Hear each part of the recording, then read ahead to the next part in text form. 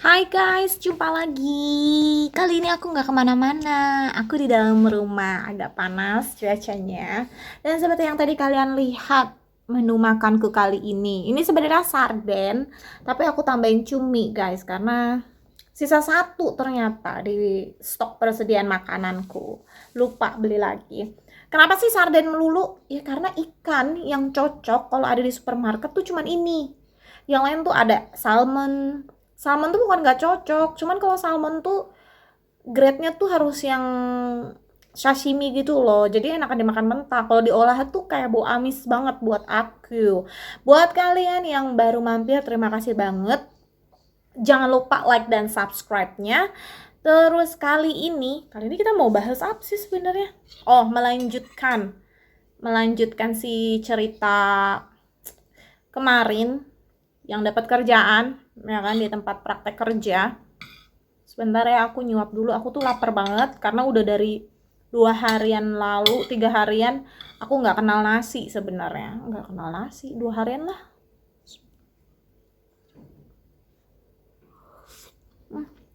Masih panas. Ya, well. Jadi kalau aku masak sarden ini aku tambahin lagi Bali Injar. Itu jadi kayak sambal gitu. Produksinya ada orang Bali yang tinggal di sini, dia bikin gitu kayak bumbu merah, bumbu putih, bumbu kuning gitu loh guys. Sebenarnya bisa bikin sendiri tapi males ya guys ya, kerajinan banget gitu ya kan. Udah terlalu sibuk gitu ya kan. Well, jadi eh kalau pada kerjaan sebelumnya, kerjaan casual di perusahaan retail, supermarket besar, salah satu perusahaan supermarket besar di sini, itu retail terbesar di sini. Itu dapat seragam ya. Dapat seragam 2 sama sepatu safety ya kan, sepatu boots gitu. Dan kita bisa pilih, ada websitenya khusus, kita bisa pilih model bajunya mau yang tangan panjang, tangan pendek, itu gratis. Oke, kita cuman request sesuaikan dengan ukuran kalian. Nah udah gitu.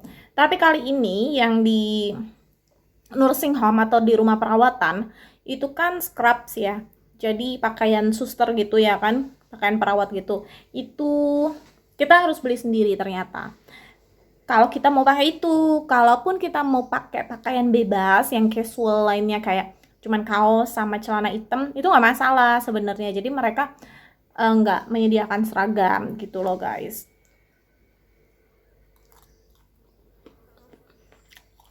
Kurang lebih begitu.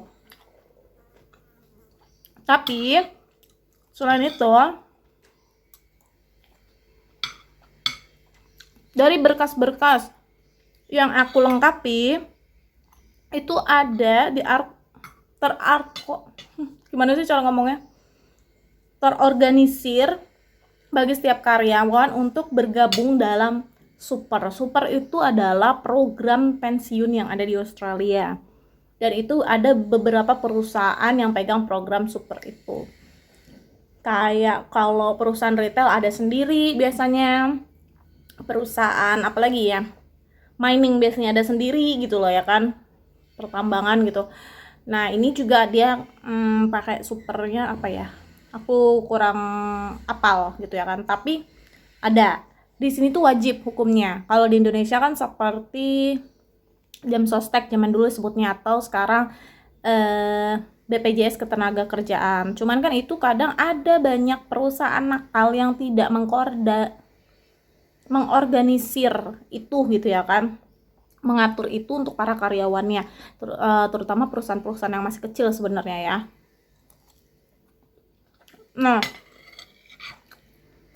kalau di sini enggak, nah perusahaan besar perusahaan kecil enggak, tetap terkoneksi dengan itu adalah compulsory atau wajib, hukumnya tuh wajib guys gitu.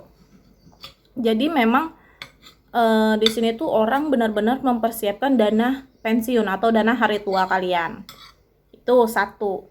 Yang kedua adalah informasi tentang tax, nomor wajib pajak kalian atau NPWP. Di sini tuh juga harus. Kalau kamu kerja, kamu harus punya NPWP. Kalau nggak punya NPWP, kebanyakan perusahaan nggak mau juga gitu ya kan ngambil resiko itu. Kamu harus ajukan dulu request itu gitu. Ntar dikasih sama pemerintah. Kamu daftar dulu. Nah, kalaupun kamu nggak punya dan tetap ada perusahaan yang hire kamu, nanti gaji kamu tuh akan dipotong 50%-nya, guys. Karena kan pemerintah juga nggak tahu salah lo sendiri, kenapa lo nggak punya nomor wajib pajak gitu. Jadi kan kita nggak bisa ngitung-ngitung atau memperkirakan gitu. Oke. Well, kedua itu. Ketiga, selalu ada setiap tahunnya adalah tax return atau pengembalian uang pajak. Jadi nanti kalian bisa isi, itu biasanya di bulan start Juli sampai November awal kalau nggak salah.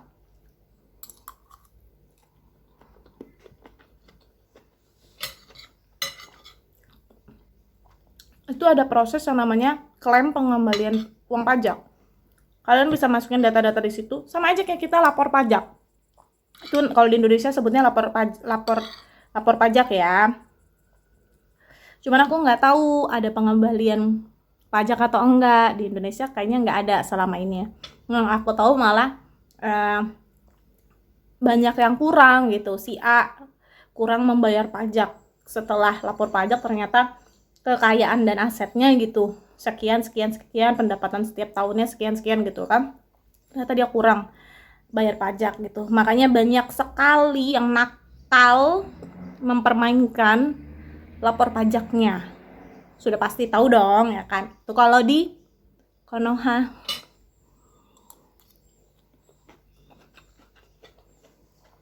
Kalau di sini nggak bisa kayak gitu, guys. Banyak kayak pekerja casual gitu, kalau memangnya dirasa telah dilaporkan pendapatan tahunannya sekian dan ternyata dia membayar pajaknya kebanyakan, sama pemerintah dikembalikan. Dan itu nominalnya nggak main-main loh, banyak loh. Bisa sampai, kadang tuh bisa sampai puluhan juta atau ribuan dolar. Tapi kalau pendapatan per tahun kalian tuh kebanyakan, berarti kan kadang tuh pemerintah nariknya juga ngikutin ini ya, standar ya, nggak bisa langsung gede gitu ya kan. Itu nanti dikasih tahu juga, ternyata kamu kurang pembayaran pajaknya, kurang sekian gitu. Itu semua diperhatikan dengan jelas, guys. Dilaporkan dengan jelas gitu. Nggak ada yang korupsi uang pajak, susah kalau di sini.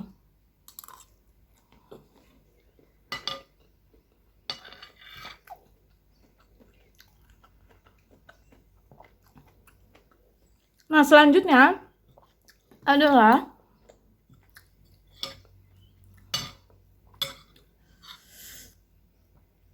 sebentar guys, enak pedas juga. Cabenya kirain nggak pedas.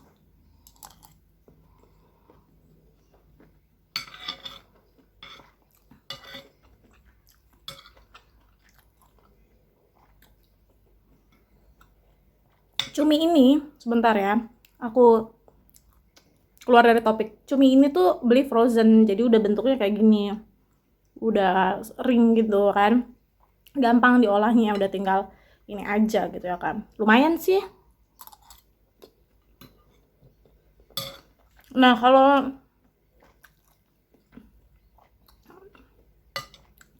selanjutnya itu adalah pengetahuan, kita dikasih tahu pengetahuan tentang fire emergency. Sebelumnya aku kayaknya belum pernah cerita ya. Ketika aku pertama kali join training, itu juga mereka langsung kasih tahu fire emergency. Kita belajar di gedung ini, terus ini adalah pintu darurat, kalau terjadi kebakaran kamu harus gini, dikasih tahu gitu kan. Dikasih sedikit informasi tentang itu. Terus ketika waktu di mulai di perusahaan retail juga gitu, ketika induksi training, si manajer menjelaskan ini emergency exit kalau terjadi kebakaran gitu. Dan yang di sini juga lebih ini lagi, di nursing home bahkan ada asesmen khusus untuk fire emergency gitu ya kan. Seberapa jauh sih pengetahuan kamu dalam menangani kebakaran gitu, dan tindakan apa yang harus kamu lakukan bila terjadi kebakaran di gedung ini, karena gedungnya kan juga bertingkat gitu ya kan guys. Kurang lebih begitu. Jadi di sini itu tadi ada berapa poin ya? 4 atau 5. Hal-hal seperti itulah yang wajib diberitahu oleh perusahaan kepada karyawan yang akan bergabung dengan mereka. Begitu. Jadi bagus sih, menurutku bagus banget gitu. Dan aku harapkan itu bisa berlaku juga di negara-negara kalian. Nggak hanya di negaraku, tapi di negara-negara kalian yang di luar sana. Mungkin kalau di negara-negara luar juga ada kebijakan-kebijakan lain yang mungkin lebih lagi dari di sini, dari di Australia. Itu keren banget, bagus banget. Benar-benar memperhatikan tanggung jawab dan haknya si karyawan gitu. Gaji kalau di sini nggak boleh telat-telat guys. Kalau dilaporin ke serikat pekerja itu juga bisa jadi masalah, bisa masuk ke dalam pengadilan. Dan serikat pekerja di Australia itu sangat kuat. Oke, banyak beberapa kasus-kasus kecil gitu yang dibenarkan oleh serikat pekerja sehingga perusahaan harus membayar ganti rugi kepada karyawan-karyawannya. Salah satu kasus remeh nih ya, ada perusahaan yang tidak memiliki microwave di pantry-nya. Itu dilaporkan loh dan menang loh, harus bayar ganti rugi. Oke, jangan lupa like dan subscribe. Sampai jumpa di video selanjutnya. Sekian untuk hari ini. Dadah, bye bye guys.